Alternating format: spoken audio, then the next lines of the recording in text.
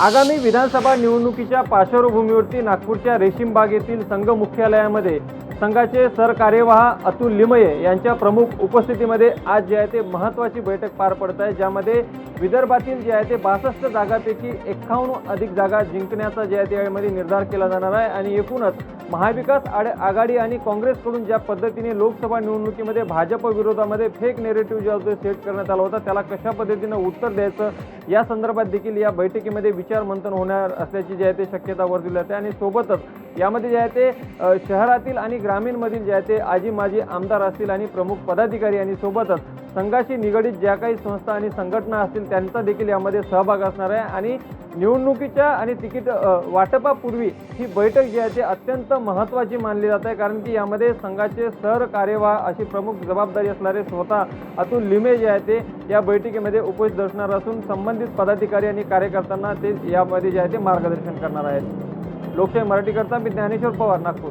बीड जिल्ह्यामध्ये यंदा 2 दसरा मेळावे होणार आहेत आणि या दोन्ही दसरा मेळाव्यातून मुंडे आणि जरांगे या दोघांचीही प्रतिष्ठा पणाला लागलेली आहे। हे दोन्ही दसरा मेळावे राजकीय नसले असले तरी दोघांनीही याबाबत स्पष्ट केलेलं आहे, परंतु याच गडावरनं दोघेजणही नेमकं काय बोलणार याकडे लक्ष असणार आहे। पंकजा मुंडे यांच्या दसरा मेळाव्याला पहिल्यांदाच मंत्री धनंजय मुंडे यांची प्रमुख उपस्थिती जी आहे ती असणार आहे। दोघांचेही बॅनर हे ठिकठिकाणी लागलेले आहे आणि त्यांच्या समर्थकांकडून मोठी बॅनरबाजी, त्याबरोबरच जे समर्थक आहेत त्यांच्या माध्यमातून शक्ती प्रदर्शन जे आहे ते होणार आहे। पंकजा मुंडे यांचा दसरा मेळावा हा भगवान भक्ती गडावरती असणार आहे, तर दुसरीकडे नारायणगड या ठिकाणी मनोज जरांगे पाटील यांचा पहिला दसरा मेळावा जो आहे तो आयोजित करण्यात आलेला आहे। दोन्ही दसरा मेळाव्यातून जे जरांगे पाटील असतील त्याबरोबरच पंकजा मुंडे नेमक्या काय बोलणार हे फार महत्त्वाचं असणार आहे। आणि त्यामुळेच आता दोघांच्याही समर्थकांमधून जी चढाओढ आहे ती देखील पाहायला मिळत आहे। एकंदरीतच या दोघांच्याही दसरा मेळाव्याला आता जिल्ह्यासह राज्याचं लक्ष लागलेलं आहे। विकास माने, लोकशाही मराठी, बीड, सावरगाव घाट। बीड जिल्ह्यातील नारायणगड या ठिकाणी मराठा योद्धा म्हणून ओळख असलेल्या मनोज जरांगे पाटील यांनी मराठा बांधवांसाठी जे आहे ते दसरा मेळाव्याचं आयोजन केलेलं आहे आणि त्या अनुषंगाने मराठा योद्धा मनोज जरांगे पाटील यांनी पूर्ण महाराष्ट्रातील मराठा बांधवांना या सभेसाठी येण्यासाठी जे ते आवाहन केलेलं आहे।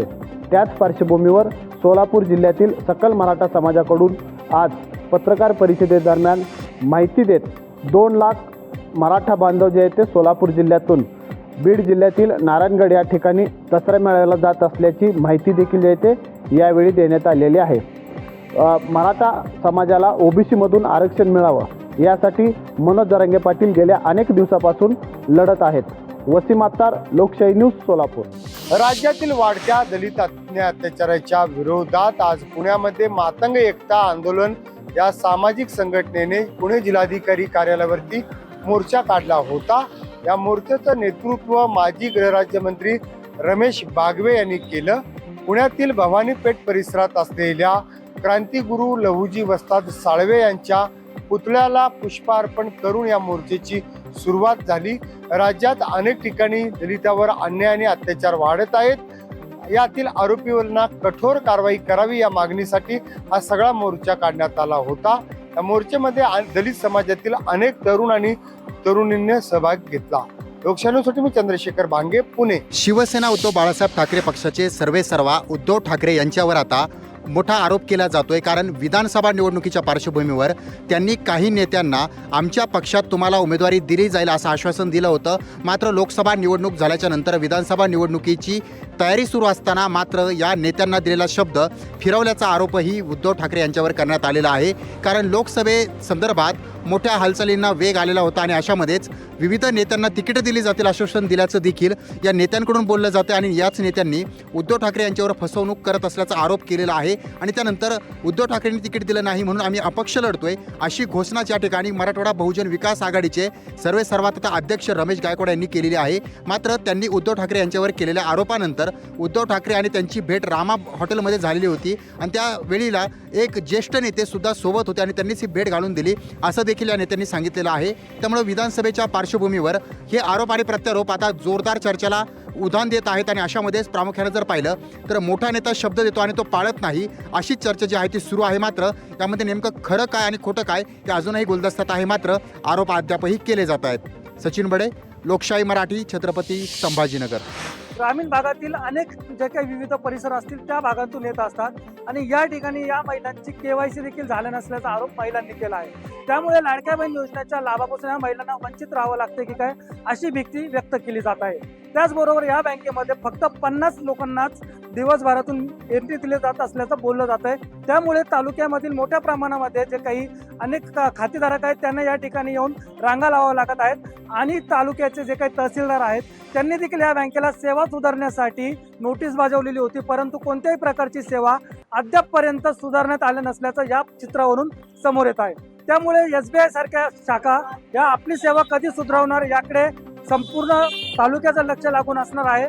तर अनेक महिला देखील या ठिकाणी येऊन त्यांची बँक कर्मचाऱ्यांबरोबर देखील अरेरावी होत असल्याचं समोर येत आहे. लोकशाही न्यूजसाठी विकास काजळे, घोटी, नाशिक. छत्रपती शिवाजी महाराज व धर्मवीर संभाजीराजे यांचे विचार सोडून आपण गांधी नेहरूंचे जळके विचार आत्मसात करतोय. यातून बाहेर पडण्याची वाट म्हणजे छत्रपती शिवाजी महाराज व धर्मवीर संभाजीराजे यांचे विचार आहेत. हे विचार देशाला तारू शकतील. भगवाचा राष्ट्रीय ध्वज झाला पाहिजे. या देशाला गलिच्छ बाधा गांधी बाधा झाली आहे. ही बाधा फक्त छत्रपतींचे विचारच दूर करतील असे प्रतिपादन शिवप्रतिष्ठानचे संस्थापक संभाजी भिडे यांनी केलेले आहे. ते सांगलीच्या पेठ येथे छत्रपती शिवाजी महाराजांच्या अश्वारूढ पुतळ्याच्या अनावर प्रसंगी बोलत होते. यावेळी राजमाता कल्पनाराजे भोसले, संभाजी भिडे यांच्या हस्ते पुतळ्याचे अनावरण करण्यात आले आहे. कॅमेरामॅन सुजितसह संजय देसाई, लोकशाही मराठी, सांगली. धाराशिव शहरातील रस्त्यांची पुरती दुरावस्था झालेली आहे. पावसाळा असू द्या किंवा इतर ऋतू असू द्या, वारंवार या खड्ड्यांमुळे अपघाताचं प्रमाण जे आहे ते पाहायला मिळतं. या विरोधात धाराशिवमध्ये शिवसेना शिंदे गट आक्रमक झालेला आहे.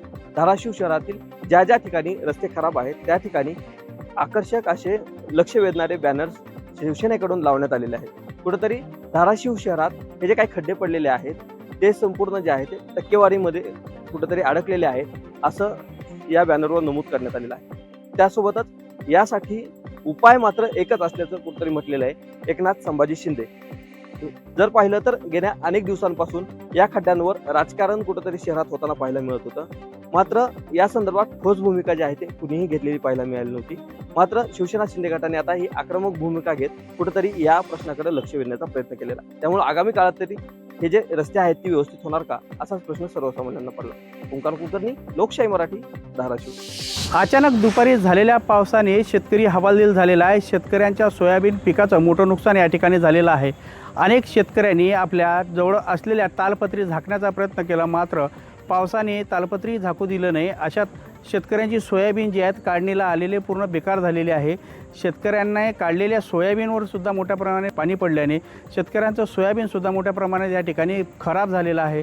शेतकऱ्यांना आधीच दिलासा मिळताना ह्या ठिकाणी दिसत नाहीत. दुसरीकडे पावसाने हजेरी लावल्याने मोठ्या प्रमाणात शेतकऱ्यांचं होतं ते नव्हतं ह्या पावसामध्ये संपूर्ण बेकार झालेलं आहे. त्वरित शेतकऱ्यांना दिलासा देण्यात यावं अशी मागणीसुद्धा यावेळी शेतकऱ्यांच्या वतीने करण्यात येत आहे. संजय राठोड, लोकशाही मराठी, यवतमाळ. हिंगोली जिल्ह्यामध्ये यावर्षी मोठ्या प्रमाणात शेतकऱ्यांनी सोयाबीन पिकाची लागवड केलेली आहे. जिल्ह्यामध्ये जवळपास 3 लाख हेक्टरच्या वर सोयाबीनचं क्षेत्र आहे. मात्र 2 दिवसापासून हिंगोली जिल्ह्यामध्ये अनेक ठिकाणी ढगाळ वातावरण निर्माण झालेलं आहे आणि ठिकाणी पाऊस पडत असल्यामुळे शेतकरी चिंतेत सापडले आहे. तर हिंगोली जिल्ह्यामध्ये आता सोयाबीन कापणीला मोठ्या प्रमाणात सुरुवात झालेली आहे. सेनगाव असो, हिंगोली असो, कळमरी असो, या अनेक भागामध्ये जे आहे ते मोठ्या प्रमाणात या ठिकाणी शेतकऱ्यांनी सोयाबीन पिकाची लागवड केली आहे आणि सोयाबीन काढणीला सुरुवात झालेली आहे. अनेक जे आहे ते शेतकरी सोयाबीन काढत आहेत. मात्र ढगाळ वातावरणामुळे शेतकरी खबरदारी म्हणून बाजारामध्ये कापड खरेदी करताना पाहायला मिळतात. बाजाराच्या दुकानामध्ये कापडा खरेदीसाठी शेतकऱ्यांच्या रांगा लागलेल्या आहेत आणि खबरदारी म्हणून शेतकरी कापड खरेदी करताय. अगोदर शेतकऱ्यांच्या पिकांचं अतिवृष्टीमुळे मोठं नुकसान झालं आणि त्यात आता पाऊस पडतो. अनेक ठिकाणी पाऊस पडत असल्यामुळे शेतकरी चिंतेत सापडलेला आहे आणि यामुळे यावर्षी मोठ्या प्रमाणात उत्पन्नात घट होण्याची शक्यता निर्माण झाली आहे. कॅमेरामन राजेश सोबत गजानन वाणी, लोकशाही मराठी, हिंगोली.